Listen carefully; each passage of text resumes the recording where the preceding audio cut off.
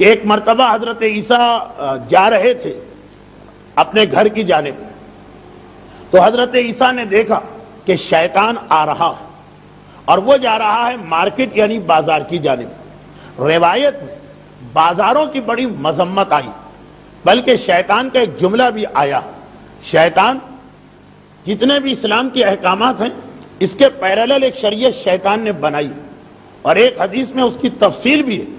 یہاں کے مجالس میں تو موقع نہیں ہے کہ ہم ان تمام موضوعات پہ گفتگو کریں، لیکن یہ ایک حکم ارشادی کے طور پہ گزارش کر دی جائے کہ جس طرح سے اسلام کے احکامات قرآن اور حدیث کو پڑھنا ضروری، اسی طرح شیطان کے حالات بھی پڑھنا ضروری۔ وہ ہمارا دشمن، آدمی کو دشمن سے ہر وقت الرٹ ہو کے بیٹھنا چاہیے، پتہ نہیں وہ کس طرح ہم پہ حملہ کر دے۔ تو شیطان کے حالات پر اردو میں اس وقت ایک ہی بہترین کتاب نظر آ رہی، شہید دست غیب شیرازی کی وہ کتاب جس کا نام ہے استعاذہ، شیطان کس طرح حملہ کرتا ہے اور مومن کس طرح اپنے آپ کو شیطان سے بچاتا۔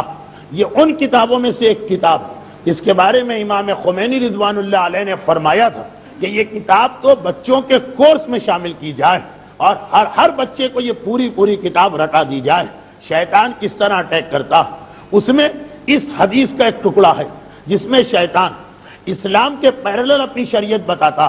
ایک کلمہ اسلام کا ہے تو شیطان نے کہا میرا بھی ایک کلمہ، ایک اذان اسلام کی، شیطان نے کہا میری بھی ایک اذان، ایک جنت جہنم اسلام تصور دیتا، شیطان نے کہا میری بھی ایک جنت، میری بھی ایک جہنم، اسلام رسولوں کا تصور دیتا، شیطان نے کہا میرے بھی کچھ نمائندے اور رسول جو دنیا والوں تک آتے، اسلام الہامی کتاب کا تصور دیتا، اللہ کی طرف سے کچھ کتابیں نازل ہوئیں، تورات و زبور و انجیل و قرآن، شیطان نے اعلان کیا کہ میری بھی ایک کتاب ہے کہ جو میں اپنے ماننے والوں تک پہنچاتا ہوں۔ ایک بہت ہی دلچسپ لیکن میرے ٹاپک سے ہٹی ہوئی حدیث، اس کے اندر یہ جملہ بھی کہ شیطان نے کہا ایک اللہ کا گھر تو ایک میرا بھی گھر، اللہ کا گھر وہ ہے کہ جہاں اللہ ہوتا یعنی اس کی رحمتیں اور برکتیں ہوتی، اور میرا گھر وہ جہاں میں خود آ کے بیٹھتا ہوں، صبح کو کرسی بچھاتا ہوں اور شام کو کرسی اٹھاتا ہوں۔ اور اس کا یہ جملہ کہ پوچھا گیا کہ اے شیطان، اللہ کا گھر تو سمجھ میں آ گیا مسجد، تیرا گھر کون سا ہے جہاں تو صبح کرسی بچھا کے بیٹھ جاتا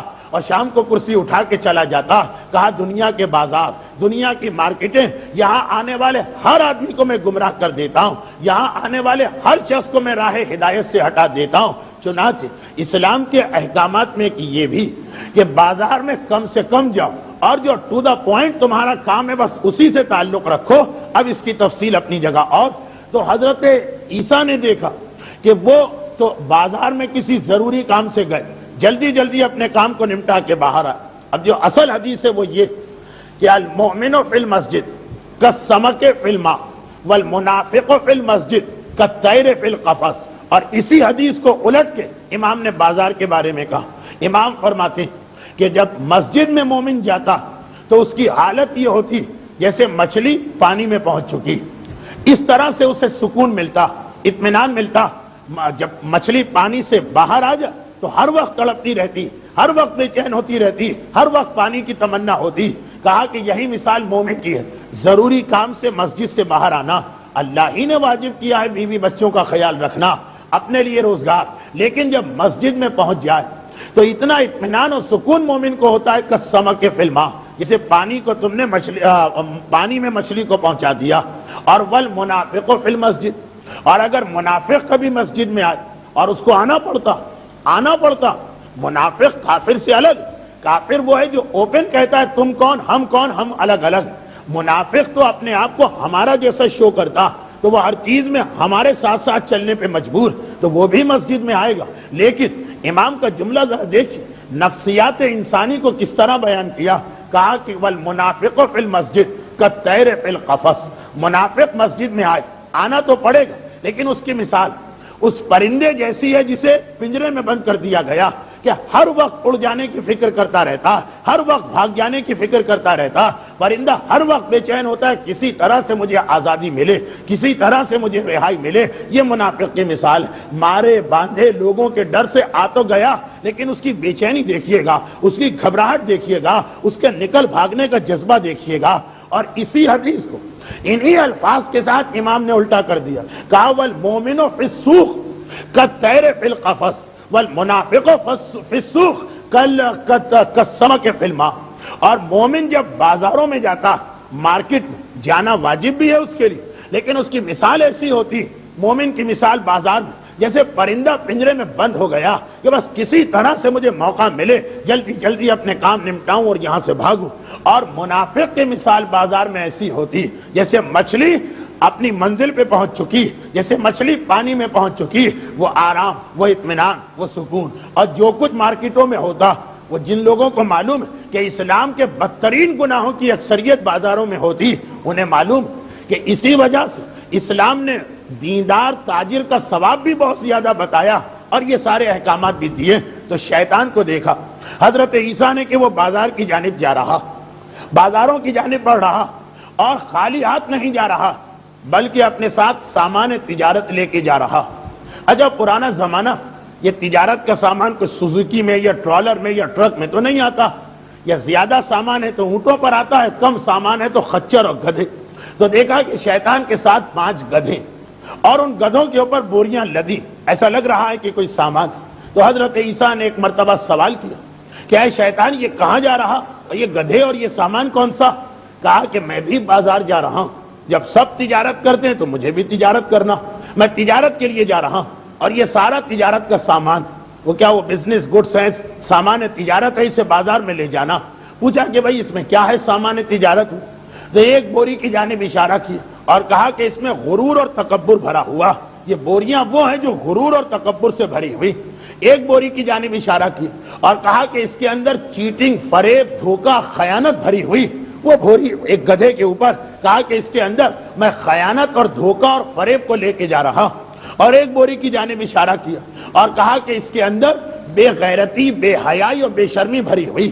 اور چوتھی بوری کی جانب اشارہ کیا تو کہا کہ اس کے اندر حسد بھرا ہوا، جلاپا، حسد، جیلسی جو بھی کہیے یہ بھرا ہوا. اور 5ویں بوری کا تذکرہ کیا اور کہا اس میں عصبیت اور قوم پرستی بھری ہوئی. حضرت عیسیٰ اللہ کے نبی اور افضل ترین انبیاء میں سے ایک، وہ تو جانتے ہیں. ہمارے لیے پوچھا کہ بھائی یہ ایسا سامان لے کے جا رہے، بازار میں کون اسے خریدے، کون اس کی جانب آئے گا؟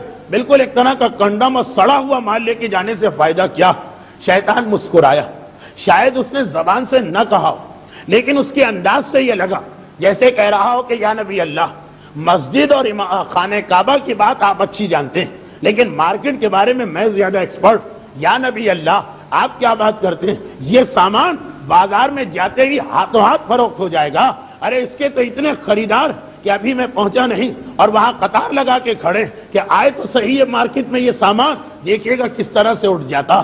حضرت عیسیٰ نے کہا لیکن کون ہے اس کا خریدنے والا، ایسے سامان کو کون خریدے گا؟ کہا کہ سنیے میں بتاتا ہوں کون خریدے گا. یہ جو آپ تکبر دیکھ رہے ہیں جس کی بوریاں بھری، اور حضرت عیسیٰ سوچ رہے ہیں کہ اس میں سے ایک ماشا بھی لینے کو کوئی تیار نہیں ہوگا، شاید 10 گرام بھی بازار میں فروخت نہ ہو.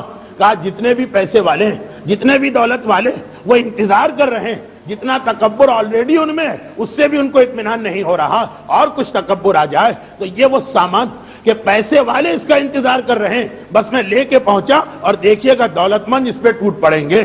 اس کے بعد اب ایک طریقہ ہوتا ہے وعظ و نصیحت کا، جو یہ بھی. اس کے بعد حضرت عیسیٰ نے پوچھا یہ دوسرا جو سامان، خیانت، دھوکہ دہی، فراڈ، چیٹنگ. کہا یہ تو جتنے بھی دکاندار، جتنے بھی بزنس مین، جتنے بھی تاجر، وہ سب انتظار کر رہے ہیں کہ جتنی خیانت آلریڈی، اس کے بعد بھی اطمینان نہیں ہو رہا، کوئی نئی ٹرک پتا چلے، کوئی نیا طریقہ پتا چلے دھوکہ دینے کا، کوئی نیا اصول سامنے آئے، وہ انتظار کر رہے ہیں. یہ میں ان کے لیے لے کے جا رہا ہوں. اب یہ باقی ساری حدیث اپنی جگہ، اصل جو میرا موضوع تھا وہ چوتھی بوری تھی، لیکن وہاں تک جانے کے لیے باقی چیزیں بیان کرنا پڑ رہی. اور جہاں تک یہ بے حیائی اور بے شرمی کی بات، تو یا نبی اللہ، یہ جو آپ کی امت کی عورتیں ہیں نا، یہ ان کے لیے پروڈکٹ جا رہا، یہ لیڈیز آئٹم ہے، عورتوں کے درمیان فروخت کیا جائے گا. وہ انتظار کر رہی، یعنی جتنا بھی. اب میں حضرت عیسیٰ کے زمانے کی بات کر رہا ہوں. آج کی مومنہ تو ماشاءاللہ بڑی دیانتدار، بڑی پرہیزگار، بڑی متقی، بڑی حجاب کی پابند، اس کی بات چھوڑیے. یہ حضرت عیسیٰ کے زمانے میں، کیونکہ باقی سارے گناہ پہلے کم ہوتے تھے، آج کل زیادہ ہو گئے. لیکن یہ جو بے شرمی بے حیائی یہ پہلے زیادہ ہوتی تھی، آج کل بہت کم ہونے لگی ہے غالباً، ورنہ عورتیں اتنے جلدی ناراض نہ ہوا کریں، اور عورتوں کا تو خیال کرنا ہی پڑتا، کہیں مہمان بن کے جائیں تو چائے بھی نہیں ملتی ہے، اچھا وہ فلاں مولوی صاحب آ گئے، ہمارے بارے میں یہ پڑھا تھا، آج ہی تو موقع ملا ہے بدلہ لینے کا، تو خیر اس لیے میں بہت احتیاط کرتا ہوں اور بڑا احترام کرتا ہوں ان خواتین کا، لیکن شیطان کہہ رہا، اور میں تو نہیں کہہ رہی، تو شیطان کہہ رہا کہ یا نبی اللہ عورتوں کے بارے میں مجھ سے پوچھی، اور آج ہی نہیں اس کے علاوہ کئی روایتوں میں تذکرہ شیخ عباس سے قمی نے منتہی الاعمال شیطان کی کئی روایتیں نقل کی ہیں چوتھے امام کے حالات میں، کہ جب شیطان کہتا کہ میں اب عجیب صفتیں بتا رہا، پتہ نہیں شیطان کو یہ عورتیں اتنی زیادہ کیوں پسند آ گئی، کہتا ہے کہ یا نبی اللہ میری آنکھوں کی ٹھنڈک ہے یہ عورتیں، یا نبی اللہ میری کمر کا سہارا ہے یہ عورتیں، یا نبی اللہ میری بیک بون میری ریڑھ کی ہڈی ہیں یہ عورتیں، یا نبی اللہ مجھے اتنا اعتماد ہے ان عورتوں پر کہ جب کبھی مرد میرے ہاتھ سے نکل جائیں گے عورت کبھی مجھے نہیں چھوڑے گی، ہمیشہ میری پرستش اور میری عبادت کرتی رہے گی۔ ہاں یہ دوسری بات کہ حدیث کے آخر میں امام کا بھی جملہ کہ جس طرح سے عورت شیطان کی سپاہی، یہ شیطان نے جملہ کہا، اسی طرح عورت ہماری فوج کی بھی سپاہی اگر دیندار عورت ہو جائے امام کہتے ہیں مردوں سے زیادہ کام آتی ہے دین کے لیے، اور بے دین عورت ہو جائے شیطان کہتا ہے مردوں سے زیادہ وہ میرے کام آتی ہے۔ اس پر بھی انشاءاللہ بعد میں ایک گفتگو کی جائے گی، ابھی تو صرف ایک جھلک میں نے خواتین کو دکھائی کہ وہ سوچ سمجھ کے بعد کی مجالس میں شرکت فرمائے۔ تو اب شیطان کہہ رہا یہ جو بے حیائی اور بے غیرتی یہ جو سامان لدا پڑا، ہاں یہ دوسری بات کہ بعض اوقات نہ صحیح نہیں، بعض اوقات نہیں، اکثراً اس میں بھی قصور کسی اور کا ہوتا، یہ واقعہ میں بہت زیادہ پڑھ چکا ہوں، لیکن پھر بھی شاید اتنے بڑے مجمع میں یہ واقعہ میں نے یہاں نہ پڑھا۔ لاہور کا واقعہ ابھی حال کی بات، حال سے مطلب اسی 10-12 سال پرانی بات، لاہور میں ہمارے قابل احترام عالم دین ہیں آغا علی موسوی، لاہور جو پرانا لاہور اندرون موچی دروازہ، وہاں کی مسجد جامع مسجد کے پیش نماز بھی خاصے طویل عرصے رہے، ان کے والد بھی تھے، اب ان کے بیٹے ہیں، تو بڑی 3 پشتوں کی خدمت ہے ایک ہی مسجد کے بارے میں۔ وہ یہ واقعہ سنا رہے تھے، وہ یہ کہہ رہے تھے کہ ایک مرتبہ میرے پاس ایک شخص آیا بہت پریشانی کے عالم میں، اور کہا کہ مولانا میرا ایک مسئلہ ہے اسے آپ حل کر دیجیے۔ آپ کو معلوم ہے کہ پیش نماز سے قوم کا کیا مسئلہ ہوتا، کوئی فقہی مسئلہ نہیں ہوتا، کوئی حلال و حرام کا مسئلہ نہیں ہوتا، یا استخارہ دیکھنا، یا کوئی تعویذ کا مسئلہ، یا کوئی دعا وغیرہ بتا دیجیے، بس اس کے بعد پھر پیش نماز کی کوئی ضرورت نہیں ہے اس قوم کو۔ تو مولانا اتنا تو سمجھ گئے کہ اسی قسم کا کوئی مسئلہ ہوگا۔ ایک مرتبہ کہا کہ بتائیے جو میری استطاعت ہے میں آپ کی مدد کروں گا۔ تو کہا کہ میں اپنی بیٹی کے بارے میں بہت پریشان ہوں، آج کل کا زمانہ اولاد کے بارے میں آدمی کو پریشان رہنا بھی، اور خصوصاً اگر بیٹی، مگر بیٹی کے بارے میں کیا پریشانی ایک باپ کو ہو سکتی۔ اپنے اندازے سے مولانا نے سوچا کہ یا تو یہ ہوتا کہ کبھی بیٹی جو ہے کسی شریف گھر میں پیدا ہو مگر اس کی توہین و بے عزتی کا سبب بنے، یا یہ ہے کہ بیٹی ہے عمر گزری جا رہی ہے شادی نہیں ہوتی، یا یہ ہے کہ شادی ہو گئی ہے اولاد نہیں ہو رہی تو اسے طلاق ملنے یا دوسری بیوی کا مسئلہ کھڑا ہو رہا۔ عام طور پر باپ اپنی بیٹیوں کے بارے میں یہی مسئلے لے کے آتے ہیں۔ تو مولانا بھی سمجھے کہ ہاں ان سب کے بارے میں احادیث اور مختلف دعاؤں کی کتاب میں کوئی نہ کوئی دعا تو ہے۔ کہا کہ ہاں ٹھیک ہے بتائیے آپ کا مسئلہ کیا، اس مسئلے کو حل کیا جائے۔ کہا میری بیٹی کا مسئلہ ایسا کہ میں سوچ رہا ہوں کہ اگر وہ پیدا نہ ہوتی تو میرے لیے زیادہ بہتر، ایسی میری توہین اور رسوائی اور بدنامی کا سبب بن رہی۔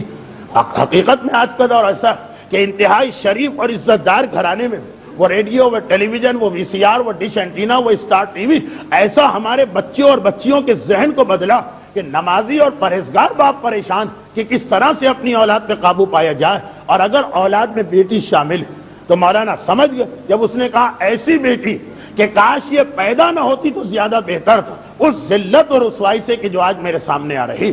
سمجھ گئے کہ ایسی ہوگی نہ حجاب کا خیال، نہ والدین کی عزت کا خیال، ساری رات باہر رہنے والی۔